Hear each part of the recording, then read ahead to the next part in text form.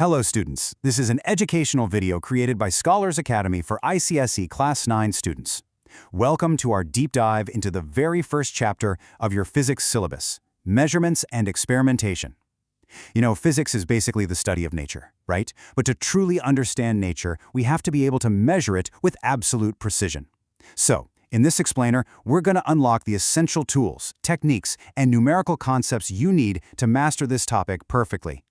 Here is our game plan for today. We're looking at 1. Systems of units, 2. Mastering vernier calipers, 3. Understanding screw gauge, 4. Step-by-step numericals, and 5. ICSE board pattern Q&A. All right, let's jump straight into Section 1, Systems of Units. Now, think about this. We can't just pick up a random stick, call it a standard unit, and expect everyone to agree, right? For a unit to be actually useful to scientists everywhere, it has to pass 4 strict tests. First up, it needs to be of a convenient size. Second, it has to be strictly defined, no ambiguity whatsoever. Third, it needs to be easily reproducible in labs all around the world. And finally, its value cannot change with space and time. So a meter measured in India today has to be exactly the same as a meter measured in Japan tomorrow. And all those strict rules, they give us this, the SI system. It's brilliantly organized. You can see we have exactly 7 independent fundamental quantities in mechanics and thermodynamics. Things like length in meters, mass in kilograms, and time in seconds. But definitely don't ignore that bottom row. We also have 2 complementary units that are specifically for measuring angles, the radian and the steradian. Literally everything else in physics is built out of these basic building blocks. It's kind of mind-blowing when you think about the sheer scale of physics and how our units have to stretch to cover it all. I mean, when we measure the distance between stars, we use macroscopic units like the light year, which is a massive 9.46 times 10 to the power of 15 meters. But then, when we zoom all the way down into the tiny scale of an atomic nucleus, we switch to the Fermi, which is just 10 to the power of negative 15 meters. Getting a feel for which unit to use is really the secret to mastering physical scale. Moving right along to Section 2, Mastering Vernier Calipers. Okay, so let's get into a totally crucial concept for lab work, least count. Every single instrument has a limit to how precise it can be. The least count is literally the absolute smallest measurement you can accurately take with a given instrument. For your standard vernier calipers, you figure this out by taking the value of one main scale division and dividing it by the total number of divisions on that sliding vernier scale. It's super clever how these 2 scales interact. Check out how the smaller vernier scale slides right along the main scale. See how 10 divisions on the vernier scale fit perfectly into the space of just 9 divisions on the main scale?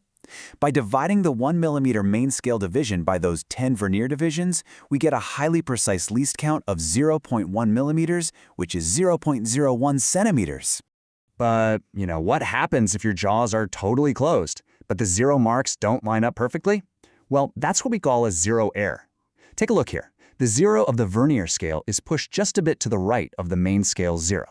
So we scan along to find the coinciding division. Right there, it's the 6th mark. Multiply that 6 by our least count, and boom, we have a positive 0 error of plus 0.06 centimeters. You absolutely have to remember to account for this in your final calculations. Let's step it up a notch with Section 3, Understanding Screw Gauge. So if vernier calipers aren't quite precise enough for you, say you need to measure the diameter of a really thin wire, you grab a screw gauge. But before you even try to find its least count, you gotta understand its pitch. The pitch is just the linear distance the screw moves along the main scale when you give the circular scale one full 360-degree twist. And this setup is exactly why the screw gauge is a real game changer for accuracy. Look at the circular scale, the thimble on the right. It's usually carved into 50 or 100 equal divisions. When you take that tiny pitch we just talked about and divide it by the number of divisions on the thimble, you are literally slicing a single millimeter into tiny fractions. That lets us hit an incredible precision of 0.001 centimeters. All right, time to apply this math. Section 4, Step-by-step numericals. Let's tackle a classic problem you'll definitely see. We know light takes about 8 minutes to get from the sun to the Earth, right?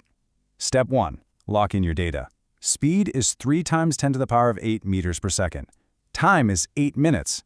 But wait, we have to convert that, so multiply by 60 to get 480 seconds. Step 2. Grab the basic formula. Distance equals speed times time. Step 3. Multiply them together. You get 1440 times 10 to the power of 8 meters. Convert that into kilometers, and we get a staggering 1.44 times 10 to the power of 8 kilometers. Pretty cool, right? Okay, here's another one, and this is a guaranteed exam topic: microscopic unit conversions. Let's say you're given a light wavelength of 5,800 angstroms, and you need it in nanometers. Step 1, just write down the given wavelength. Step 2, and this is crucial, always state the relationship first. Write down 1 nanometer equals 10 angstroms. Step 3, simply divide 5,800 by 10, giving you 580 nanometers. Actually showing that relationship step, that's what guarantees you full marks from the examiner. Let's bring it all home with Section 5, ICSE Board Pattern Q&A. Time to test your memory with some rapid-fire questions based exactly on what we just covered. Question 1. Think back to that very first table of the SI system. How many units are fundamental and how many are complementary? Take a quick second to lock in your guess. Did you pick option 3? If so, nicely done. There are exactly 7 core fundamental units, like length and mass, and exactly 2 complementary units, which are used just for measuring angles. All right, question 2. This is a classic scale comparison that trips up a lot of students. Look at these options: millimeter, angstrom, Fermi, and meter. Which one of these is the absolute smallest physical measurement? The answer is Fermi, for sure. Why? Because 1 Fermi is 10 to the power of negative 15 meters. I mean, that's the scale of an atomic nucleus. It is vastly smaller than an angstrom, which is only 10 to the power of negative 10. Question 3. Let's see how much attention you pay in the lab. A vernier calipers has a few different measuring parts. What is that thin, sliding metal strip at the very tail end specifically used for? If you chose option 2, you are correct. While the main jaws handle the outside diameters, that sliding strip perfectly extends down to accurately measure the depth of hollow objects, like a beaker or a tiny bottle. And one last, absolutely crucial theoretical question before we wrap up today. We know instruments don't always start perfectly at 0. What is the universal mathematical rule for fixing a 0 error in your final data? The golden rule is you must always subtract the 0 error from your observed reading, and you absolutely have to keep its positive or negative sign during the calculation.